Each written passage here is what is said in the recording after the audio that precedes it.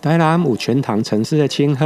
自2020年首次举办新娘甜蜜节的活动，到今年已经迈入第5档。尤其新娘有台糖新娘总抢的所在地，而且台南阁是糖抢上侪的所在，唔定要让小朋友欢喜，同时嘛要串联咱一代甲顶一代共同的记忆。糖厂当然就是要制糖，所以我们新营甜蜜节也一方面呼应一段过去的历史。我们台糖的总厂在新营，所以呢，我们也希望借着这个甜蜜节，一方面希望大家都甜甜蜜蜜的，一方面也呼应过去这段历史。那在11月23日跟11月30日这2周里面